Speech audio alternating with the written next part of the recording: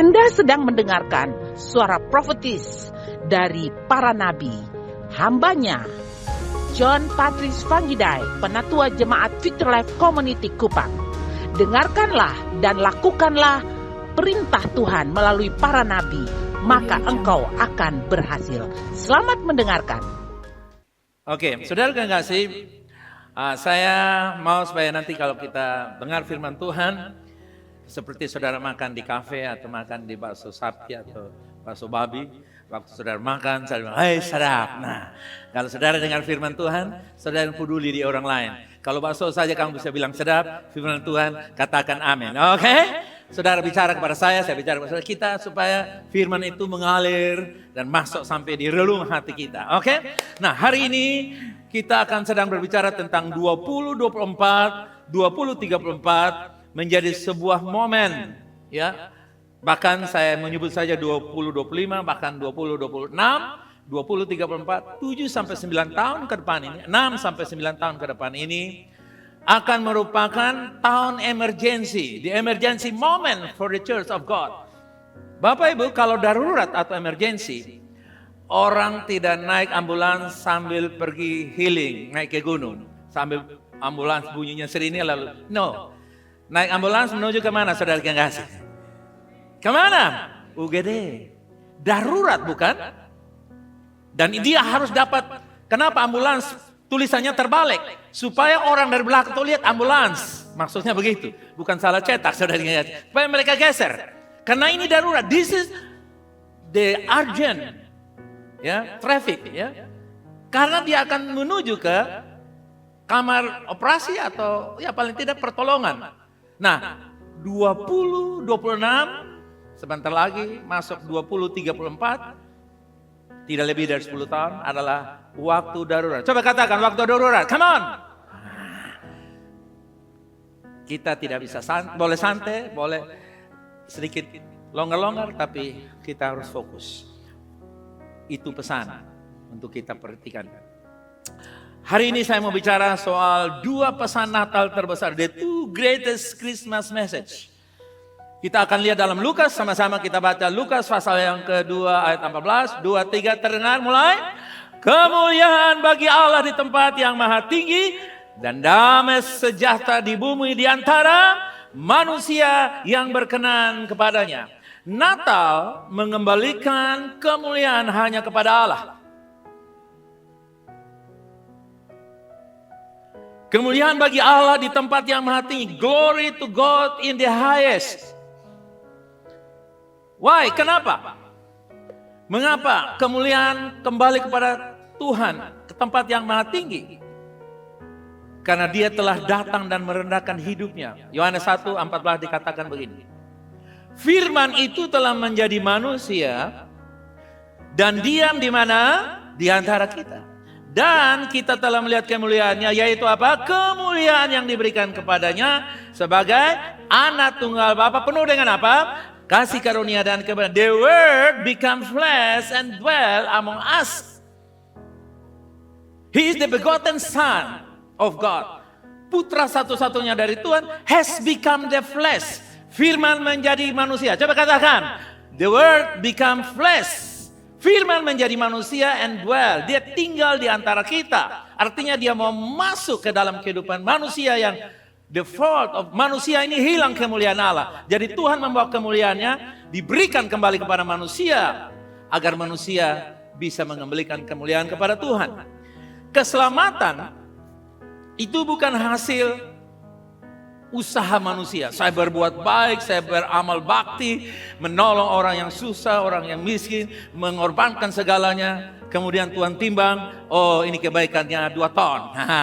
Masuk surga, yang 2 ton di VIP, yang 1 ons di kelas bawah. No, salvation is not the result of human effort. Salvation is a gift. It's initiative of God. Sebuah inisiasi Allah untuk membawa manusia dan menghadiahkan kepada manusia the gift, hadiah. Bukan baju baru, bukan pohon Natal, tapi keselamatan. Jadi kelahiran Yesus menegaskan bahwa Allah turun bukan dan bukan manusia yang naik. The birth of Jesus confirmed God descend, not human ascended. Ya. Salib, palungan sama-sama berkata semua untuk kemuliaan Tuhan. Roma 11 ayat 36. Kita baca 2-3 bilang apa? Sebab berapa hal? Segala sesuatu adalah dari Dia, oleh Dia, dan kepada Dia. Bagi Dialah kemuliaan. Berapa lama? Selama. Umat Tuhan, sebab segala sesuatu. For all things are from Him to Him. Dari Dia kembali kepada Dia. Natal bukan kesempatan, saudara yang kasih, bikin yang lain. Tapi dikatakan Natal adalah kesempatan untuk kita menerima keselamatan dari Allah. Menerima pemberian dari Allah. Itulah sebabnya saudara yang kasih, segala sesuatu dari Dia. Natal adalah sebuah momen. Momen di mana manusia merayakan Allah. Ya, dan Tuhan dimuliakan. Christmas is not about humans being celebrated, but God being glorified. Natal bukan kesempatan pesta pora, tapi momen silaturahmi, ya, di mana Tuhan bersilaturahmi kepada manusia. Dia datang kepada milik kepunyaannya, walaupun milik kepunyaannya tidak mengenal Dia, tapi Dia datang, Dia memperkenalkan diri. Christmas is not an opportunity to party, just hanya happy saudara yang kasih, ya. Bukan, tapi Christmas, Natal itu adalah momen di mana kita menerima pengampunan dan memberi pengampunan. Momen apa saudara? Menerima dan memberi pengampunan. Kita menerima dari Tuhan pengampunan totally, secara total. Lalu kita juga melepaskan pengampunan secara total. Tidak ukur-ukur, ini dia tunggu dulu 5 tahun baru saya kasih dia kesempatan diampuni. No, itulah yang disebutkan. Tuhanlah yang merencanakan Natal mengembalikan kemuliaan, yaitu manusia menerima keselamatan, diampuni, dan manusia boleh bersatu dengan Tuhan. Dan sekarang manusia dengan sesama saling menerima, saling mengampuni. Yang mengerti katakan. Yang kedua, damai sejahtera bukan hadiah umum, tetapi anugerah bagi yang berkenan. Peace is not a general gift, but a gift for those who will, to whom He is pleased. Kepada dia yang diperkenankan. Lukas berkata tadi bahwa kepada Allah di tempat yang maha tinggi. Nah, umat Tuhan, damai sejahtera di bumi di antara manusia yang berkenan kepadanya, itu bicara soal apa? Damai itu, Natal itu bukan sekedar peace, ya, tapi atau tidak ada persoalan, ya. Atau Natal juga bukan sekedar satu ide atau solusi, bukan. Tapi Natal itu adalah ini, kita lihat Roma 5. Bilang apa? Ini isi Natal. Roma 5 bilang apa? Sebab kita yang dibenarkan karena iman, kita hidup dalam apa? Damai sejahtera dengan Allah oleh karena Tuhan kita Yesus Kristus. Therefore, since we have been justified by faith, we have peace with God. Damai dengan Tuhan, damai dengan sesama. Haleluya. Itulah inti Natal. Nah, umat Tuhan, terjadi rekonsiliasi, ya, the reconciliation of man with God, tapi juga manusia dengan manusia. Kita yang sudah didamaikan dengan Allah, kita juga bisa berdamai dengan sesama kita. Jadi kita melihat di sini, Alkitab menjelaskan kepada kita bahwa lahir dari hati, damai yang keluar dari hati yang tunduk dan percaya. Damai yang mengalir dari hubungan yang benar dengan Tuhan, bukan dari keadaan nyaman, bahagia melulu istilahnya, ya. True peace flows from the right relationship. Jadi saudara lihat, damai karena hubungan yang benar. Oke, ini sangat penting. Ini krusial sekali. Kenapa? Karena dunia menawarkan kebahagiaan melulu. Pokoknya semua happy ending, happy ending, happy ending. The world offer to us all entire life is happy ending. Tapi itu false, itu palsu, itu tidak benar. Sedangkan Natal, Tuhan menawarkan damai sejahtera melampaui segala akal. Damai sejahtera yang apa saudara? Melampaui. Artinya begini, dalam keadaan yang kalut, ketika damai sejahtera turun ke atas bumi, damai sejahtera itu sebagai saudara yang kasih, dia berubah keadaan. Kalau air putih begitu masuk ke sumber atau Wantex atau cat warna biru, langsung yang sedikit itu berubah menjadi warna. Saudara tahu kenapa damai sejahtera turun ke bumi?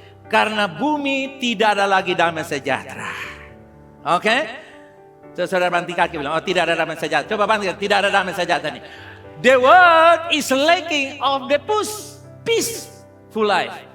Karena mereka kekurangan, makanya Tuhan bilang, aku bawa kepadamu damai sejahtera. Sedangkan Natal, Tuhan menawarkan damai sejahtera yang melampaui segala akal. Ya. Meanwhile, at the Christmas, God offer peace that surpasses all understanding. Saudara bayangkan, semua pengertian tentang ekonomi yang terpuruk, keadaan yang kacau, tentang berbagai macam penyakit yang tidak ada solusinya, dan berbagai macam persoalan. Mungkin pikiran kita sudah stuck dan bahaya ini. Tapi dengar, damai sejahtera dapat netralisasi. Amen. Itulah sebabnya saudara yang kasih, kita tidak sekedar merayakan sebuah kebiasaan, tapi kita sedang merayakan sebuah pemberian yang tidak pernah diberikan oleh dunia. Ada yang bisa katakan amin? Okay, we are not just celebrate melody. No, we celebrate the very, very strict gift of God to the humankind that they never had it all.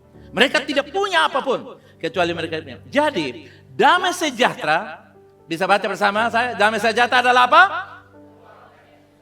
Peace is the fruit of joy. Coba tertangan katakan, ada pohon damai, ada pohon sukacita di sini. Pohon sukacita hasilkan buahnya namanya apa saudara? Bilang kiri kanan, itu beta. Haleluya. Yang punya buah damai, karena kita punya pohon namanya apa saudara? Sukacita. Sukacita yang dia berikan kepada kita menghasilkan damai sejahtera. Walaupun rumah kos masih damai, rumah kontrak masih damai, walaupun pekerjaan honor masih damai. Apapun keadaan kita tidak dapat mengintervensi sukacita dan damai sejahtera. Amen. Nah, umat Tuhan, kita mulai lebih dalam lagi. Coba saudara yang kasih, kita lihat. Itu dua hal tadi kan, berita yang penting. Bahwa kemuliaan kembali kepada Tuhan. Yang kedua, keselamatan diberikan kepada kita. Itu berita terbesar dalam Natal. Karena dari keselamatan itu kita menerima damai dengan Tuhan. Dan damai dengan Tuhan membuat kita bisa penuh dengan sukacita, damai dan membawa transfer kepada banyak orang. Nah, sekarang kita melihat dua pesan ini menuntut satu respon hidup. These two messages demand one life response. Kemuliaan Allah, yaitu damai bagi manusia. Glory to God, peace to mankind. Urutannya penting, kita lihat urutannya begini. Allah dimuliakan terlebih dahulu, kemudian manusia mengalami damai sesudahnya. God is glorified first, then human experience peace. Okay? Afterward. Kita lihat Yesaya 26 ayat 3. Bagaimana Tuhan berikan damai di kita. Kita baca. Yang hatinya teguh kau jagai dengan apa? Damai sejahtera, sebab kepadamulah, katakan kepadamulah aku percaya.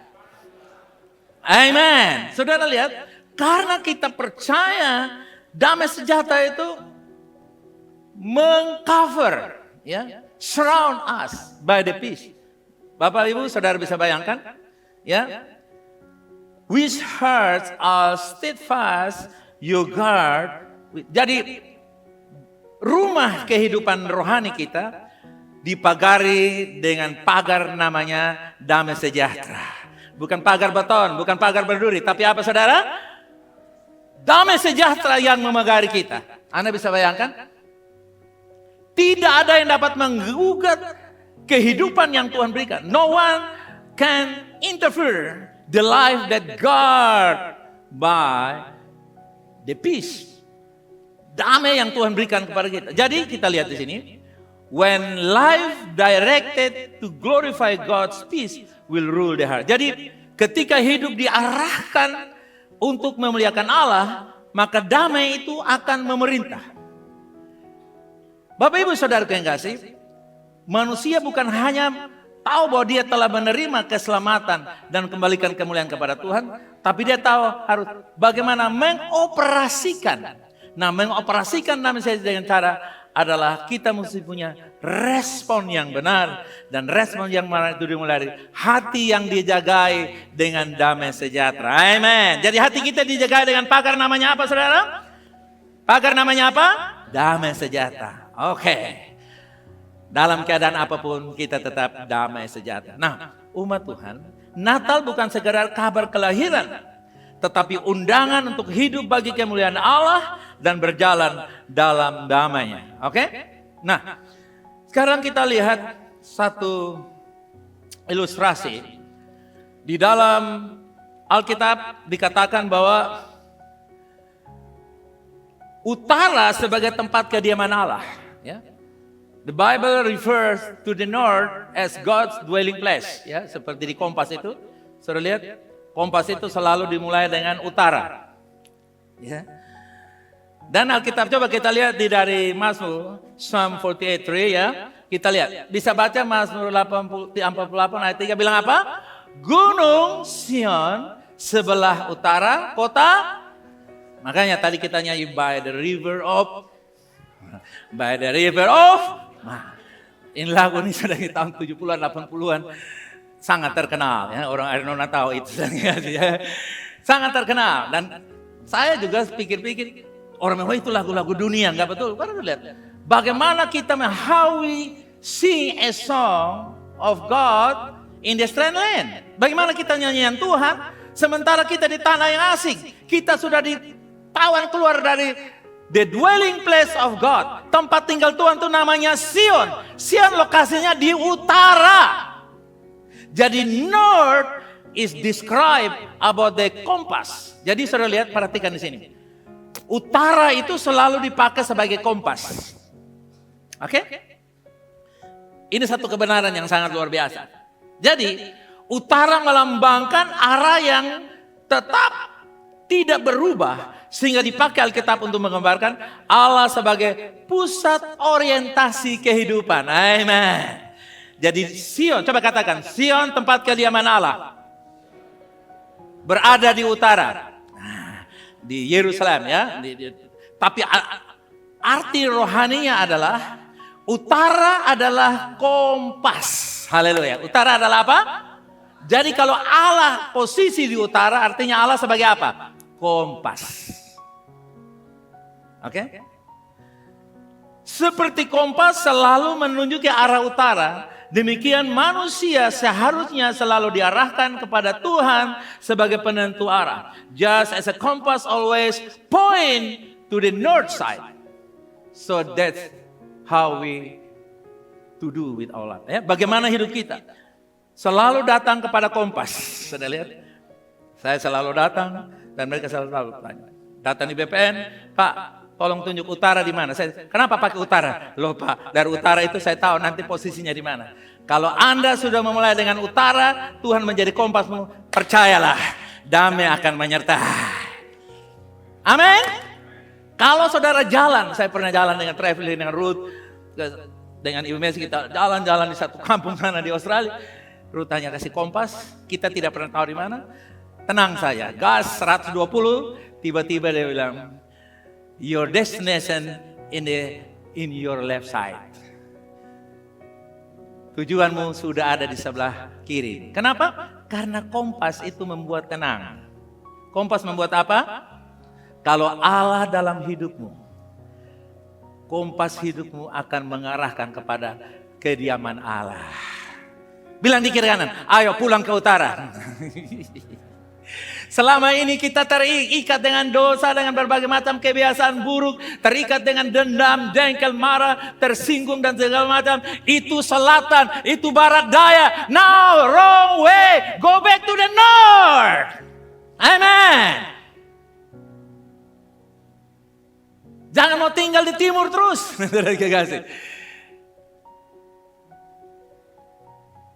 Saudara lihat, ini kebenaran yang sangat luar biasa. Just as a compass always point north, human life should always be directed toward God as determiner of direction, truth, and purpose of life. Penentu kehidupan. Dia yang menentukan apa yang akan terjadi. Ini bukan soal lokasi geografis, saudara kekasih. Tetapi mana rohani Allah Tuhan adalah standar pusat penunjuk arah hidup saya dan saudara. Yang setuju katakan, yes. Ya. Ini sesuatu yang tidak boleh tergeser dari hidup kita. Umat Tuhan, banyak seringkali orang tidak memakai kompas. Mereka memakai feeling. Bangun pernikahan dengan feeling. Bangun usaha dengan feeling. Bangun pelayanan dengan feeling. Bangun persahabatan dengan feeling. Perasaan itu tugasnya apa? Saudara tahu perasaan tugasnya apa? Belum tahu, saya kasih tahu. Perasaan tugasnya membohongi kita. Kasih tahu di kiri kanan, perasaanmu selalu membohongi kamu. Ada yang merasa, wih, kok dulu dia cinta, kenapa tidak? Ya, karena dulu perasaannya menipu. Itulah sebabnya, we are not directing by feeling. We are directing by the compass. Haleluya. Amen. Bilang di kanan kiri, hei jangan pakai perasaan, pakai kompas. Amen. Dengar, kalau perasaan itu bisa membuat miskin, rasa apa? Bayangkan. Bukan artis tapi rasa apa, saudara? Bukan DPR tapi rasa apa? Nah, perasaan itu selalu membohongi kita. Itulah sebabnya we are not living under our feeling, but we are directing under God as the compass. Katakan, Yesus kompas hidup saya. Come on. Ya. Maka dia akan mengarahkan kita. Bayangkan seorang sedang berjalan jauh di tengah hutan, lelah, bingung, dan gelisah karena tidak tahu arah. Ya. Imagine someone walking long distance in the middle of the forest. They are tired, confused, anxiety because they don't know where to go. Coba Anda bisa bayangkan. Coba kita lihat kompas itu.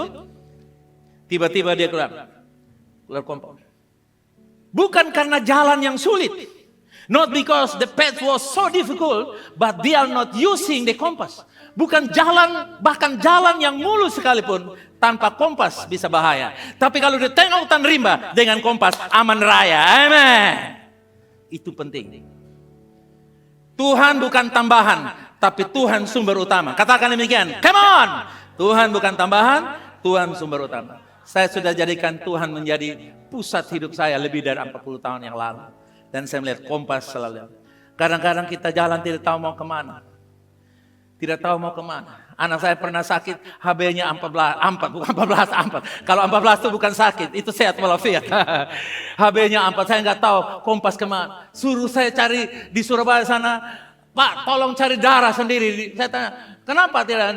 Karena mereka sudah kehabisan darah. Lalu mereka bilang, oh anak yang bernama Resi Panggil punya orang tua mana? Saya.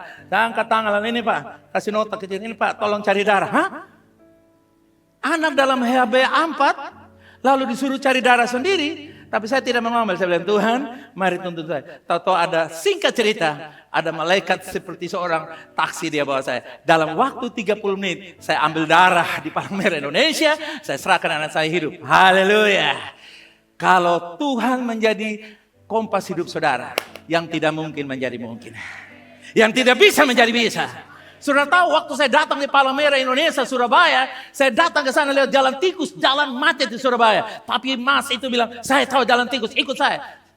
Saya tidak jawab, saya naik auto jalan. Saudara tahu, waktu saya datang di Palang Merah ini, waktu saya datang sorong kartu saya, nama itu, tidak ada orang mengomel sedikit pun. Padahal antrian banyak. Saudara tahu kan, kalau saudara ke rumah sakit atau kemana-mana, antrian baru orang nyelonong, saudara mau buka sepatu lempar, bukan? Semua diam. Saya ambil yang sampai saya pulang diam. Mungkin saya turun baru diam. Itu siapa ya? Dia tidak tahu. Karena Tuhan kompas hidup saya. Umat Tuhan. Saya mau bilang saudara. Tuhan itu bukan tambahan. Yang setuju katakan. Dia kompas. Coba lihat di kiri kanan katakan. Tuhan kompas hidup saya. Yes. Haleluya. Umat Tuhan. Bukan soal jalan yang sulit. Tapi siapa yang memimpin? Apa saudara? bukan soal jalan yang sulit, tapi siapa yang memimpin. Bersama dengan Tuhan. Saudara tahu? Ini belum ada jalan. Tapi saya membangun gunung ini, saya tinggal aja potong di sini, saya kasih jalan tembus ruangan sebelah. Bagi Tuhan tidak selalu tertutup, ada jalan kemungkinan. Karena dia kompas. Dan satu yang kelebihan, one of the great power of the compass is we have to change our life direct to the compass demanding. Ya, kita harus ubah hidup saya sesuai dengan tuntunan kompas, betul? Misalnya auto bilang kiri, karena Chris hebat bawa dia balik kanan. Selamatlah kamu. Walaupun kamu jago balap, bilang kiri kamu ke kanan, selamatlah kamu. Tidak akan pernah sampai tujuan. Demikian pula kalau Tuhan yang menuntun saudara, percayalah, sekalipun badai Tuhan tenangkan. Sekalipun krisis Tuhan tenangkan. Kenapa? Karena North itu memastikan. Tujuan kompas utara itu memastikan. Kenapa Tuhan tinggal di Sion? Karena itu memastikan. Oke, sekarang kita lihat beberapa makna rohaninya. Kemuliaan Allah di tempat maha tinggi. Ya. Kompas itu bicara soal kemuliaan Allah. Dikembalikan kepada Tuhan yang ada di utara. Pusat kehidupan kita. Hidup harus kembali ke arah Tuhan. Life must return to God. Arah yang benar, the right direction. Damai sejahtera, peace and precious, prosperous. Saudara lihat? Kita sambil fluid. Saudara jalan di mana aja. Saudara yang sudah pergi ke luar negeri, saudara sewa mobil, saudara lihat kompas, saudara tengok, oh kiri, kanan, saudara peaceful, damai sejahtera. Kenapa?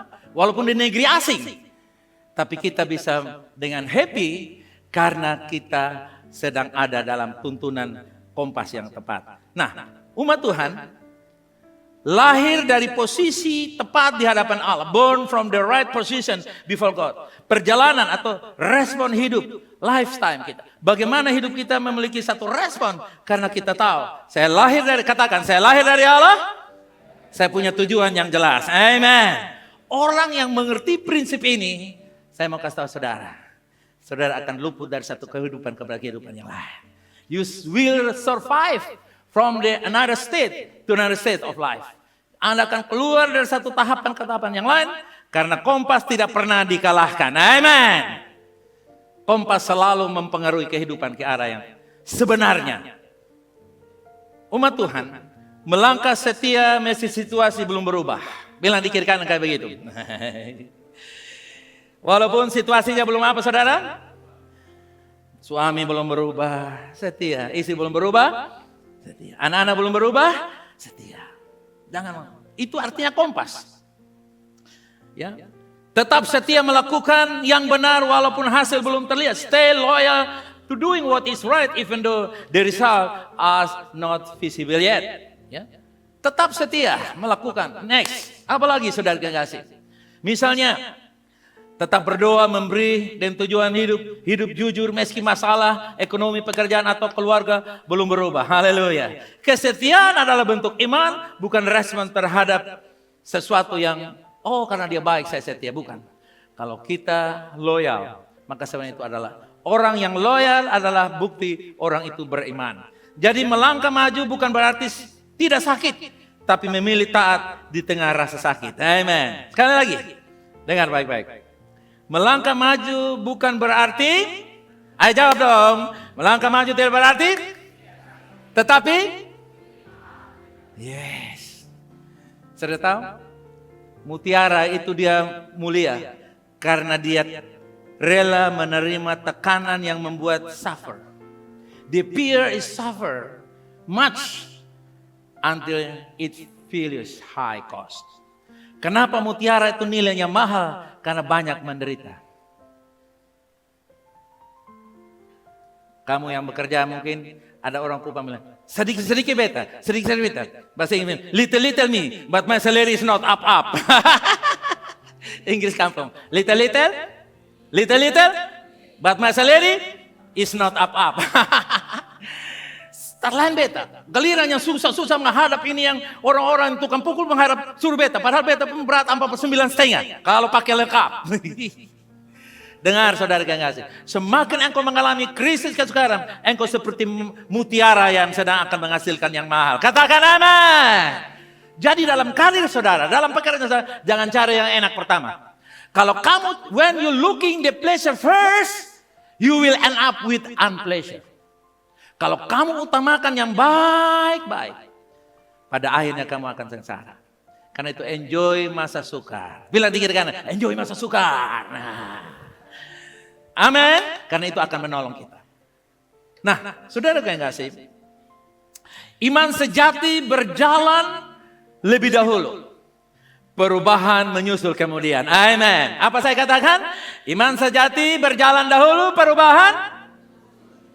Makanya kenapa kita memberi awal tahun? Karena ini tahun yang ke-21. 2026 adalah tahun yang ke-21. Kita ingat persembahan pertama kita bikin di Kristal. Dulu belum dapat tempat di sini.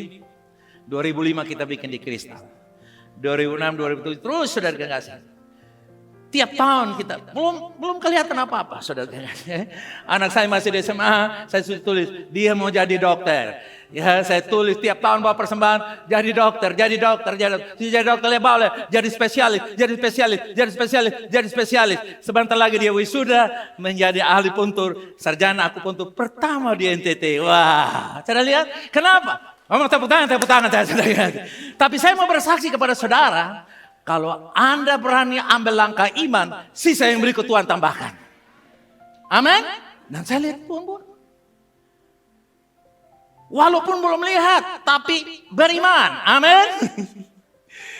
Saya masih naik motor saudara kasih, tapi saya taruh Hilux double cabin saudara kasih. Tiap hari saya lihat ini mobil saya panggil yang teman, saya beri, saya persembahan, saya siap. Motor belum ada, saya siapkan helm dan jaket. Kadang-kadang saya pakai jaket, helm pegang spion, tapi di kalangan sendiri saudara. Tidak di umum, nanti orang curiga saudara kasih. Tapi saudara, belum ada mobil, ibu masih siapkan boneka banyak sekali. Waktu mobilnya datang tinggal angkat bonekanya. Dengar saudara, iman adalah melakukan apa yang Tuhan bilang. Amin. Dan kalau engkau taat, engkau akan melihat sisa yang berikut Tuhan lengkapi. Itulah kompas. Orang yang yang punya kompas Allah, dia selalu membawa kita melalui jalan iman. Dengar, Tuhan selalu memimpin kita melalui jalan apa saudara? Bukan jalan terjal saudara. Jalan apa? Jalan iman. Jadi jalan iman itu bisa saja terjal, bisa saja curang dan dalam, bisa saja berlikuk-likuk. Tapi dengar saudara yang kasih, waktu Tuhan tuntun kita, saudara lihat, dengar, bukan keadaan yang memberi damai, tetapi arah hidup yang benar. Haleluya. Bukan keadaan yang memberi damai, tapi apa? Arah hidup.